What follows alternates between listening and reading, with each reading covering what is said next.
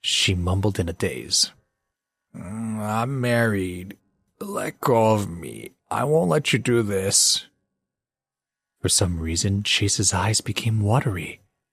He and Celia had their massive disagreements sometimes, but they really were on the same side. Hearing her words, he became even angrier at Dennis and Jason. Baby girl, I'm here. Let's go home. He lightly patted Celia's shoulder and helped her stand. Just as he was about to leave, he finally walked up to Jason. Glancing at him, he squeezed a few words from between clenched teeth. I won't ever forget this. Walking past Chuck, Chase whispered, Make sure he remembers.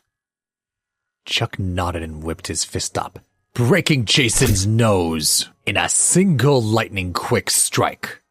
Stunned, Miles let Chase, Chuck, and the other guard through. They listened to Jason's cries, but nobody turned back as they made their way out of the hotel. When they were at the entrance of the hotel, Chase saw a Mercedes parked in front of the main doors. An older man walked into the lobby and stopped when he got close to them. Mr. Rothman. The man's eyes widened.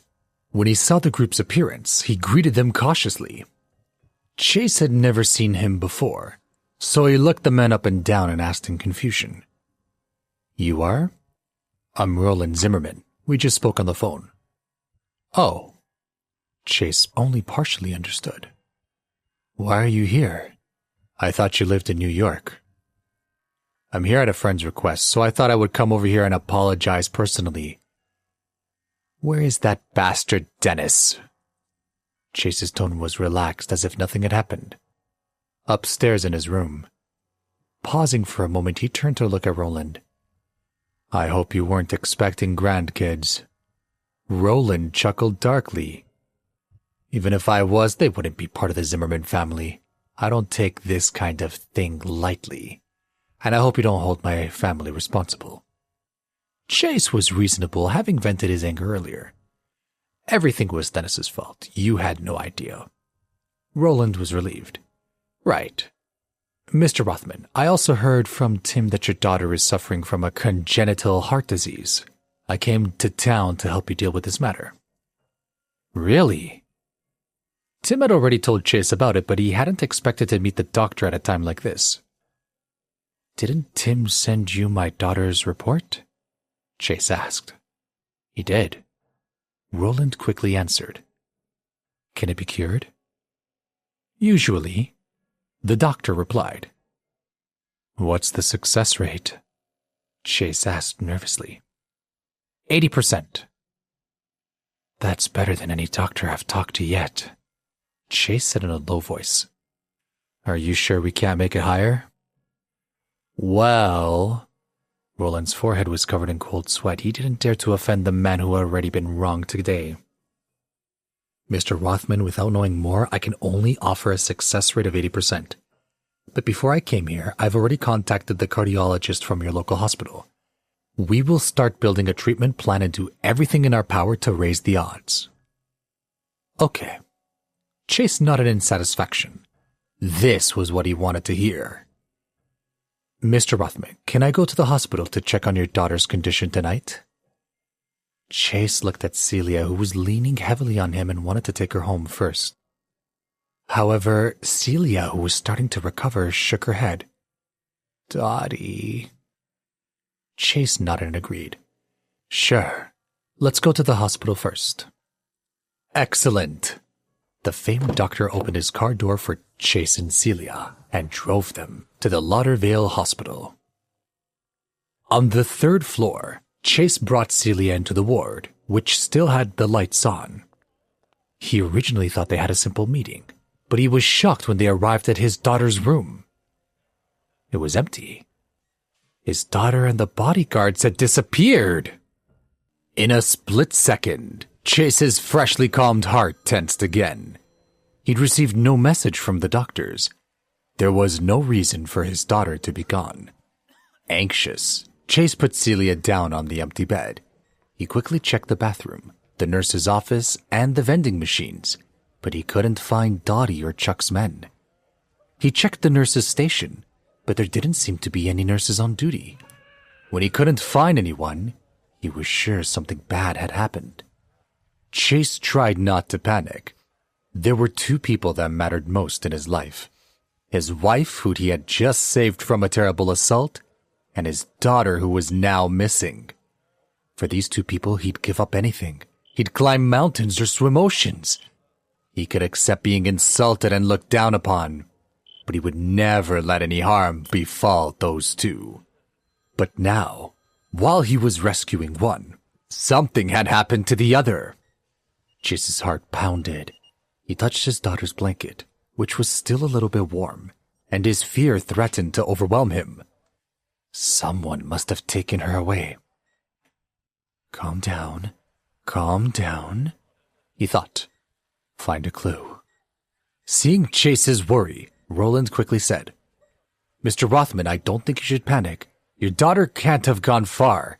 I'll do whatever I can to help you find her. Chase didn't have time to thank him. At this moment, Celia's phone rang. Celia was still drunk and had fallen asleep again. Chase picked up her phone and saw it was his mother-in-law, Patricia. Thinking that something might have happened at the banquet, he pressed the answer button. Hello? When Patricia heard his voice, she was also surprised. Chase? Is that you? Why do you have Celia's phone? Long story. He didn't have time or interest in talking to her. Did she go to meet Jason Young? She said she wanted to find a cardiologist for Dottie. Did she leave her phone with you? So Patricia knew that Celia had gone to meet the two Youngs. Suppressing the anger in his heart, Chase said, Jason and that so-called cardiologist nearly assaulted her.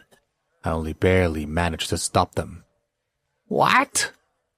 Although Patricia and Chase never got along, they both still cared about Celia. Is she okay? How is she now? She's all right. She just drank a little too much. Nothing happened to her. Patricia started cursing. Celia went to them begging for help, and they took advantage of her. Chase, you're supposed to protect her. You're supposed to provide so she doesn't have to consider people like that. What good are you? He really did not want to argue with Patricia. She was very stressed, so he tried to excuse her. Still, he wasn't in any mood to discuss his merits with her. All right, let's not talk about this now. I'm really busy. I have to go look for my daughter. Patricia became even more excited when she heard his dismissive tone. Too busy to talk about your wife and how you failed to protect her? How can you even think you're worthy of her? And now you're casually saying Dottie's missing? Chase had had a really long day and had heard enough about Patricia's abuse. He immediately snapped. Do you care about my wife, your daughter, or do you just want to complain at me? If you want to help, then help. If you don't, then don't bother us, okay? After saying that, he hung up the phone. He felt very gloomy. Jeez, what is her problem? Chase suddenly felt a tiny bit jealous of Dennis. He wouldn't have to deal with his in-laws ever again. Must be nice. As for Patricia, when she heard Chase hung up on her, her anger threatened to boil over. Recently, this brat has really gotten bold. He was becoming more and more disrespectful every day. She was angry at Chase, but she had to admit they both loved Celia. She was Patricia's daughter, and Dottie was her granddaughter. Differences aside, the Sampsons and Rothmans could at least come together for the little girl's good. Since there was no one to watch Celia, and Chuck had suspiciously disappeared, Chase couldn't leave for the time being. Ronald had already left the hospital, saying that he would use his connections to help find Dottie. At the same time, Chase had called Tim and asked for help. They would turn Laudervale upside down tonight. If they didn't find her soon, they called the police. Although Roland and Tim were doing everything they could, Chase was furious that he could only sit and wait in the hospital ward. If Celia's condition improved even slightly, he would immediately go out to look for their daughter. After about 20 minutes, Patricia finally arrived at the hospital, along with Sicily and her fiancé, Quentin. Chase thought that Patricia and the others would come eventually, but he didn't expect them to arrive so quickly. He had pretty much written off his family, but when he saw Patricia walk in, he raised his head and called out, "Thank goodness you're here." However, Patricia didn't give him any warmth and said coldly, I'm not here for your sake. Since you can't do anything right, I'll just have to do it myself. How is Celia? Chase didn't argue with her.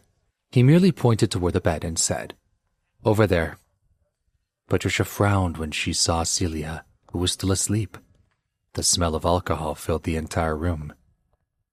At the same time that she felt sorry for Celia, she was also furious at Chase for letting this happen.